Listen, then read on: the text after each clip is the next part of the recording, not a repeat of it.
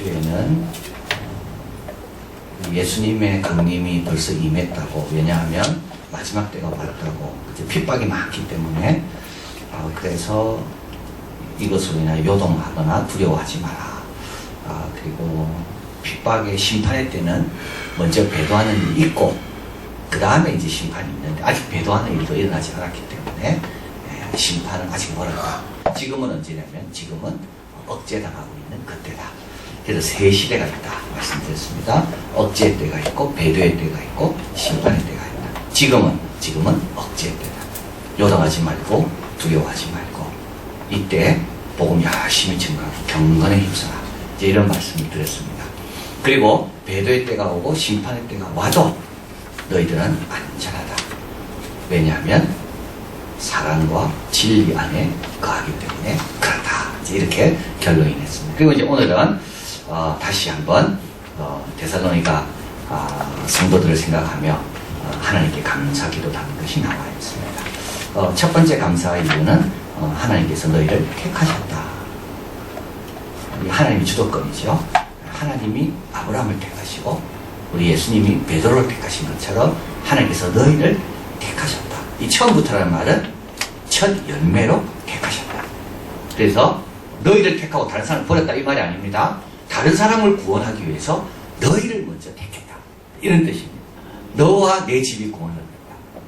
하나님께서 이스라엘 택한 이유는 이스라엘만 택하시고 다 버리려는 게 아니라 이스라엘을 제사장 나라로 세우려고. 이 말은 이스라엘을 통하여 다른 모든 백성에게 하나님을 섬기면 저런 축복을 받는구나. 그걸 알게 하려고 너희를 택하셨다. 이런 뜻입니다. 그래서 처음부터 너희를 택했다 이 말은 첫 열매로 너희를 택했다. 그리고 13절에 성령의 거룩히 하심과 진리를 믿는 믿음으로 구원을 얻게 하시니. 그래서 이제 하나님이 택하셨는데 이 택하심이 열매가 맺어야 되는데 어떻게 맺었는가 하면 성령께서 거룩히 하시고 감동을 주시고 또 우리는 어떻게 했다고요? 그 진리를 믿었다는 겁니다. 그리고 성령이 감동한다고 다 믿지 않습니다. 어떤 사람은 성령이 감동했지만 순간 물러서는 사람 많습니다. 우리 예수님께 왔던 부자 청년 있잖아요. 예수님께 올 때만 해도 아주 좋은 마음으로 왔거든요. 그러다가 예수님께서 이걸 다 팔아 가난한 자에게 주고 나를 따르라. 딱 그랬을 때 그는 어떻게 됩니까? 근심만 많이 하다가 돌아갑니다.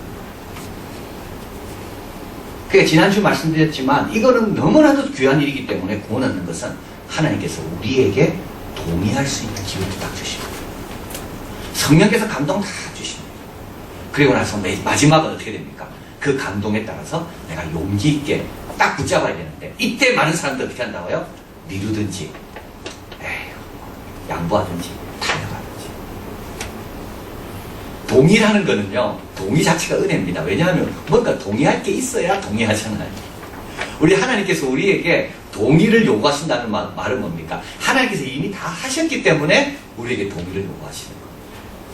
동의 자체는요, 큰 축복입니다. 내가 아들을 통하여 다 해놨다. 너는 믿기만 하면 돼. 하나님께서 큰 은혜로 하셨고 우리 맨 마지막에 이 구원이라는 굉장히 좋은 거를 억지가 되지 않고 자기가 되게 하시려고. 그래서 어떻게 해야 된다고요? 믿어야 되는 거예요. 이때 믿음으로 딱 붙고 나가야 되는 거예요. 이때 딱 멈추든지 물러서든지 그러면 안 되는 거예요. 이때 어떻게 하라고요? 성령이 감동하신 거라고. 이거는 그냥이 아니라 하나님 나를 구원하시고 나뿐만 아니라 모든 내 주위에 된 사람들을 구원하시려는 하나님의 뜻이 있음을 믿고 딱 믿음으로 나가봐요. 그러면 어떻게 돼요? 그러면 알게 된다는 거예요.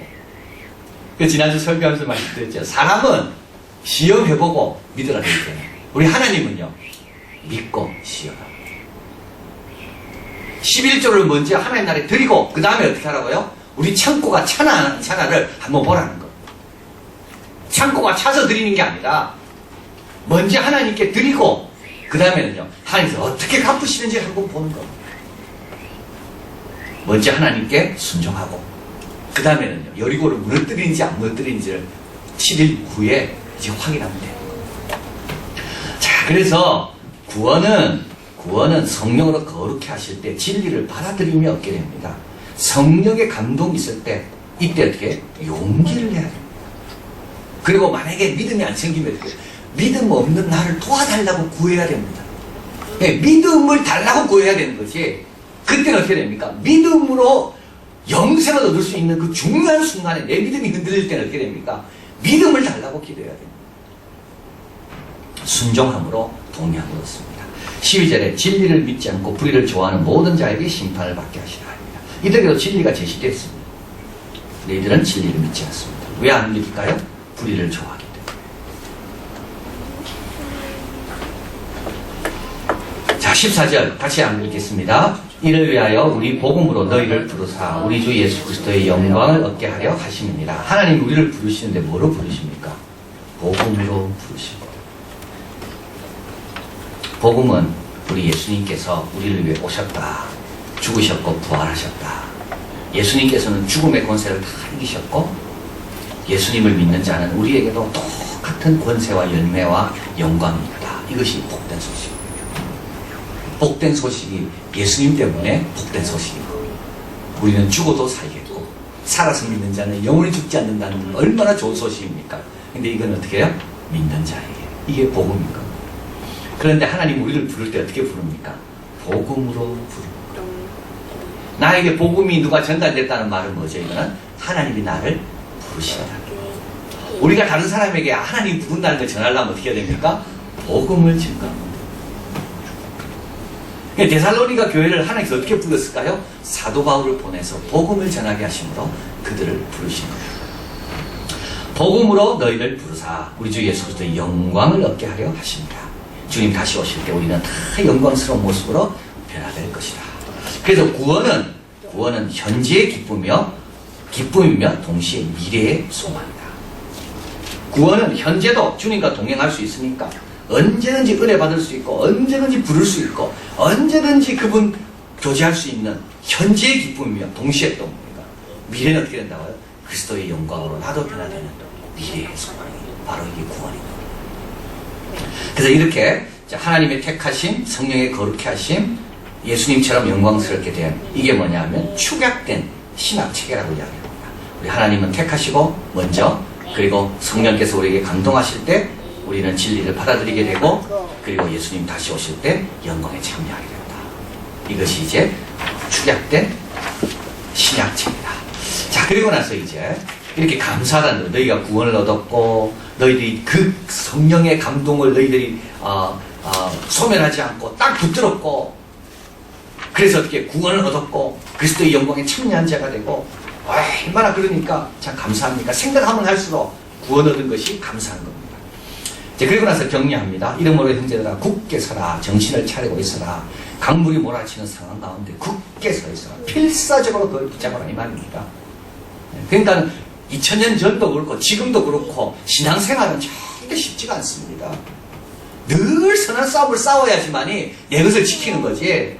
하나하나 양보하기 시작하고 하나하나 게으르기 시작하면 어떻게 됩니까? 받은 거 다 떠내려가게 되는 겁니다. 늘 싸워야 되는 거예요. 주님 오실 때까지. 그러므로 형제들아 굳게 서라. 필사적으로 자기 자신을 자리를 딱 붙잡아라. 강물이 막 계속 몰아가는 거예요. 정신을 차리고 있어라. 말로나 우리 편지로 가르침을 받은 유전을 지키라. 굳게 서는 방법이 있습니다. 뭐죠? 말로나 우리 편지로 가르침을 받은 유전을 지키라. 이 유전이란 말은 유산이란 뜻이 아니고요. 이거는 전통, 트레디션을 뜻하는 겁니다. 그래서 우리 교회는 두 가지 전통이 있습니다. 하나는 사도적 전통이 있습니다. 사도가 남겨진 유산. 또 하나는 교회적 전통이 있습니다. 그건 교회가 남겨진 유산입니다. 사도가 남겨진 유산은 뭘까요? 그 성경 말씀입니다. 그래서 이게 구약 신약이 27권으로 만들기 전까지는 이게 다 뭡니까? 사도들이 남겨져 있는 유산들이었습니다. 이걸 교회는 같이 나누어 읽고 소중히 여기고 하다가 이것이 뭐가 됐냐면 이것이 신약 성경이 됐습니다. 그래서 우리는 사도적 유산. 그래서 사도 바울이 이렇게 이야기해요. 아직 성경이 안 됐거든요. 사도 바울의 글들은. 사도 바울의 글들은 아직 성경으로 정경화 안 됐습니다. 이게 390 몇 년에 정경화 되거든요. 그러니까 사도 바울부터 죽고 난 다음에 한 300년 지나야지 이게 정경화 되는 겁니다. 그러나 사도 바울은 이게 뭡니까? 이거는 내 트레디션, 교회를 통하여 주신 하나님의 유산이니까 이 유전을 잘 지키라는 거예요. 그래서 교회는 그걸 잘 지켜서 그게 뭐가 됐다고요? 성경이. 근데 또 다른 전통이 있습니다. 유전이 있습니다. 그 그거는 사도적 전통에 기초하지만 성도들의 현재적 개별적 삶에 대한 교훈. 이건 역사성을 갖습니다. 상대성을 갖습니다. 담배는 뭡니까? 담배 피지 마라. 이거는 사도적 유산입니까? 성경이 없습니다. 담배라는 말. 이건 우리 한국 교회의 유산입니다.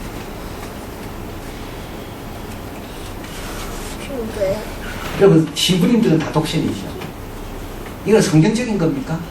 교회적인 유산인 겁니다. 그러니까 로마가 기독교를 공인하고 나서부터 교회가 하도 타락하니까, 그러니까 타락하지 않기 위해서 좀 우리 사제들이라도 좀 경건하게 살아야 되겠다. 그래서 예수님을 본받자. 예수님은 독신이었기 때문에 그래서 독신이 나온 겁니다. 그러니까 지금은 다른 거죠. 그러니까 로마 가톨릭은요, 이걸 구분을 잘 못하는 거예요. 사도적 전통과 교회적 전통을 로마 가톨릭은 잘 구분을 못하는 거예요. 교회적 전통은 뭡니까?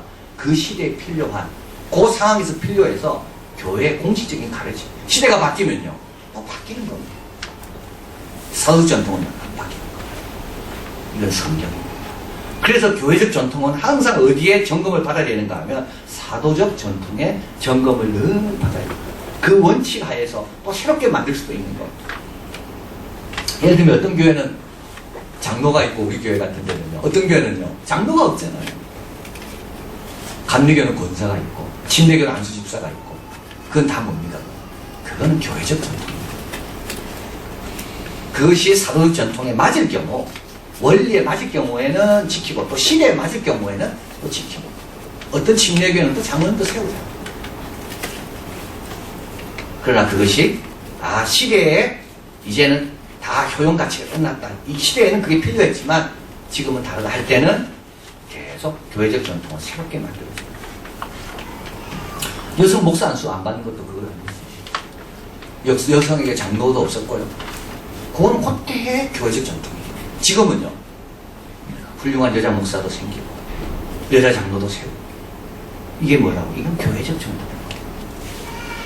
자, 그래서 사도 바울은 말로나 우리 편지로나 가르침을 받은 이걸 잘 지키라.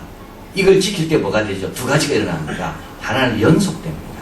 또 한 가지는요, 일치가 됩니다. 같은 것을 받아 지켜야지 일치가 됩니다. 같은 것을 믿고 같은 것을 알 때 우리는 어떻게 됩니까? 하나가 됩니다. 서로 다른 말을 갖고 있으면 하나가 될 수가 없다. 그리고 계속 연속되는 건 뭡니까? 부모 세대의 믿음이 그 다음 세대까지 가고 그 다음 세대 갈 수 있는 건 뭐죠? 똑같은 것을 읽고 묵상하고 똑같은 것을 믿고, 그럴 때 어떻게 됩니까? 계속 이어지는 거예요. 자, 그리고 마지막으로 16절 전통을 지켜라 굳게 서서 이야기하고요. 16절 이제 기도합니다. 같이 읽겠습니다. 우리 주 예수 그리스도와 우리를 사랑하시고 영원한 위로와 좋은 소망을 은혜로 주신 하나님 우리 아버지께, 17절 있습니다. 너희 마음을 위로하시고 모든 선한 일과 말에 굳게 하시기를 원하노라. 자, 우리 이제 기도하는데 주 예수 그리스도와 우리를 사랑하시고 영원한 위로 좋은 소망 은혜로 주신 우리 아버지께 기도합니다. 하나님의 위로는요 영원합니다. 내일 걱정할 필요가 없습니다. 내일 염려할 필요가 없습니다. 내일은 또 내일 위로가 있습니다. 우리 하나님의 위로는 마르지가 않습니다. 야, 하나님 언제까지요? 천국에서 우리가 다 눈물과 우리의 상처를 씻어줄 그날까지 우리 하나님은 계속 영원한 위로, 마르지 않아요. 마르지 않아요. 우리 하나님의 위로는. 또 그래서 우리는 뭘 가질 수가 있습니까? 소망을 갖는 거예요. 어떤 경우에도 소망을 가질 수 있는 이유는 뭘까요? 하나님의 더 귀한 위로가 또 기다리고 있기 때문에 또 소망을 갖는 겁니다. 근데 더 중요한 건 뭘까요? 이게 뭐라고요? 은혜로 주신다는 거예요. 내가 잘해서 위로받는 것도 좋지만 나는 자격이 없음에도 불구하고 하나님이 뭐로 주신다고요? 은혜로 주신다고요. 그리고 주신다는 말은 뭡니까? 이거는 우연이 아니라 이거는 주는 분에게 딱 정해져 있습니다. 뜻이 분명하게 그분의 의지와 그분의 결단과 그분의 생각으로 우리에게 주어지기 때문에 우리는 뭐 하면 된다고요? 기도하면 된다는 거예요. 그러니까 여러분, 위로를 막연하게 뭐 운에 맡긴다든지 뭐 세상이 그럴 필요가 전혀 없는 겁니다. 우리는 이 위로가 어디서 오는가 하면 우리 하나님께로 온다. 우리 하나님은 당신의 결정을 통하여 특별히 은혜로 주신다는 걸 알 때 우리는 어떻게 되나요? 그 하나님 앞에 은혜를 구할 수가, 위로를 구할 수가. 자, 그래서 너희 마음을 위로하시고, 위로를 받으면 어떻게 됩니까? 격려가 되고, 그러면 선한 일과 우리가 들었던 말을 굳게 서게 되는 거예요. 하나님 위로를 받으면 계속 선한 일 말을 하게 되고요. 그 안에 서게 됩니다. 그래서 사도 바울은 기도하는 겁니다. 너희들을 택하시고 또 너희들이 진리의 말씀 앞에 너희들이 도망치지 않고 용기 있게 그걸 받았고, 그리고 내가 쓴 편지를 너희들이 갖고 있는데 이거를 굳게 잡아라. 그리고 걱정하지 마라. 매 순간순간마다 이런 너희들을 하나님은 위로하시고 하나님께서 축복을 주십니다. 혼자가 아니다. 걱정하지 마라. 이런 뜻입니다. 자, 결론입니다. 하나님의 구원받음에 감사해야 됩니다. 하나님 택하심, 우리를 택하시고 또 성령께서 또 역사해 주시고 또 예수님께서 우리 복음을 보내주심으로, 사도들을 보내주시고 전도자들을 보내주심으로 우리가 구원을 받았습니다. 얼마나 감사한지. 그리고 또 말씀의 사람이 되어야 됩니다. 굳게 서서 가르침을 받은 유전을 잘 지켜야 됩니다. 굳게 서서 지켜야 됩니다. 그리고 위로를 구하자. 위로는 아버지로부터 은혜로 주어짐을 믿고 서로가 위로받도록, 그래서 선한 일과 말을 계속 할 수 있도록 기도하자. 오늘 새벽에 사도 바울이 이렇게 이야기합니다. 오네시보로가 자기가 감옥에 있을 때 자기를 부지런히 찾아서 만나서 내 마음을 깊게 해. 사도 바울은 또 이런 말도 하죠. 아리스타고가 하나님 나라를 위해 일하는 동력자인데 이런 자들이 우리에게 위로가 되었다. 우리 서로가 위로가 되는 날까지 아리스타고처럼 또는 오네시보로처럼 위로하기 위해서 시간을 내고 마음을 내고, 하나님은 때로는 하나님 직접 위로하시지만 때로는 사람을 통하여 위로하십니다. 그럼 어떻게 되나요? 사도 바울이 아시아에서 다 나를 버렸지만 그 오네시보로의 위로 때문에 내가 다시 용기를 얻고 다시 힘을 얻고, 하나님이 나를 사랑하시는 것을 다시 회복하고.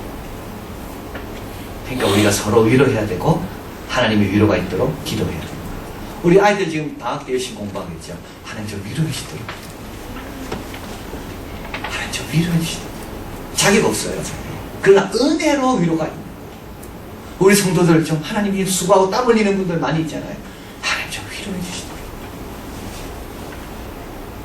우리 직장 생활하는 분들 얼마나 힘들겠어요 지금. 하나님 좀 위로해 주시도록. 그래서 우리가 좀 위로받고 서로 위로하는. 그러면 어떻게 되는가 하면 모든 선한 일에 말에 계속 굳게 하고 잘 감당하십니다. 기도하겠습니다.